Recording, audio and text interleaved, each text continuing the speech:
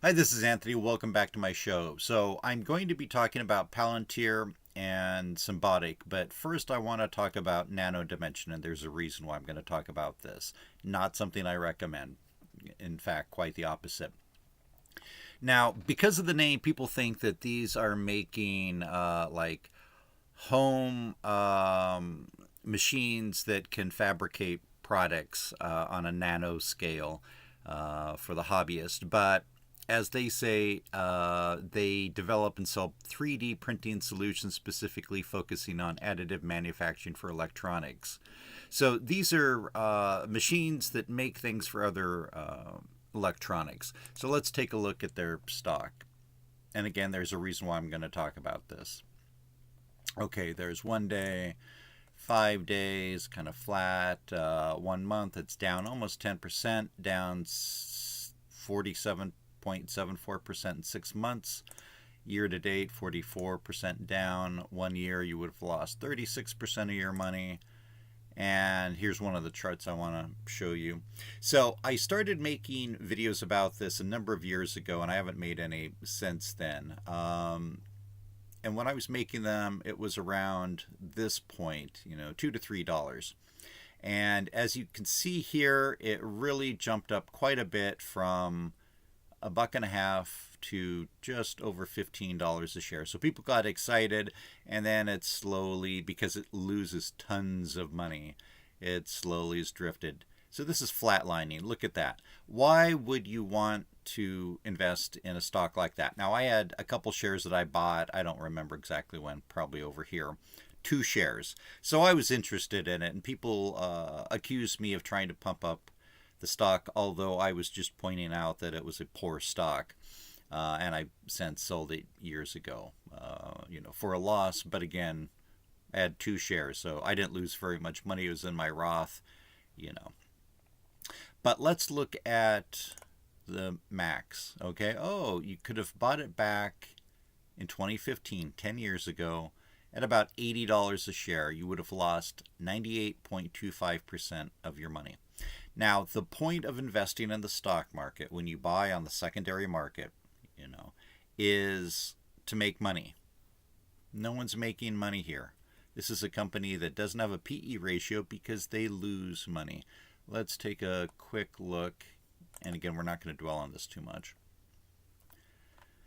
See if we can find some financials. Okay, so the revenue is pretty flat, $14 million a quarter, $14 million a quarter. Very suspicious, kind of, because it's all the $13 to $15 million a quarter, but maybe it's true. I'm not suggesting I have any inside knowledge, but it's very unusual that a company is just flat like that.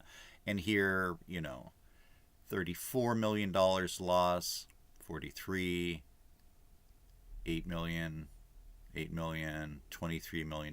So losing a lot of money every quarter. Okay. And people argued with me that this is a great stock and there was going to be a turnaround. Now, if you happen to know, and of course you can't, shouldn't do this on inside information, but if you have some knowledge through public sources that they really are going to have a turnaround, then maybe buying the stock at $1.39 might be worth it. I'm not saying that it wouldn't be, but this is just terrible. You could have put your money in almost anything else, certainly in a broad-based index fund like the S&P 500 or the NASDAQ 100, and made a lot more money than you would have, here, because it's losing. What I suggested at the time is, if you want to be in high tech, look at Palantir. Now, I found Palantir when it was about $12 or $13 a share and started buying then. I wish I bought more when it was down to $6 after that. But as you can see, had a great day today, up 7.85%. 5 days, it's up 10%. 1 month, it's up almost 25%. 6 months, up 70%, almost 71%. Year to date, up 130%. Past 52 weeks, 619%. 5 years, up 1,783%. And max. So it's only been public for about 5 years or so. Anyway, it does have an extremely high PE ratio, 575%. But my understanding is it made it almost $1 billion last quarter. Yeah, $883 million in revenue. It is profitable, but just barely. But I saw a company that is run by Alex Karp, a very smart man.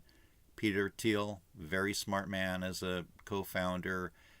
These guys are billionaires. Alex certainly now, and Peter before then. I knew that they were going to turn this around and start making money. Another company that I found, just looking through an old copy of Forbes magazine, which did very well today, up almost 12%, Symbotic.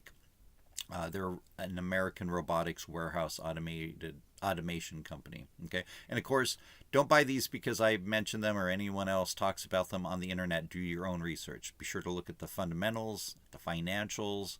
You can read articles, but of course, there's often, some agenda behind it, behind articles. Now, it is losing a slight bit of money, less than $4 million, which for a company worth $37 billion, that's pocket change and a sofa in the lobby.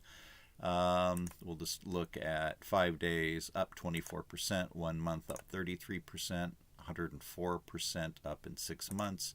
Year to date, 155%. And of course, things don't go up forever. Trees don't grow forever.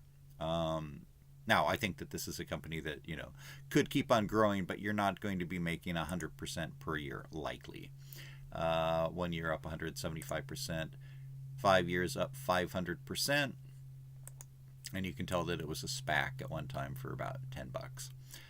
When I bought right around this period, and then I bought some more at this period, and of course I thought I may have made a mistake, but I held out and kept my shares. I'm very happy with it. The future of automation and warehouses is that automation and robots, less people. It's amazing what the Chinese are doing now. So I think that this is a company to keep an eye on.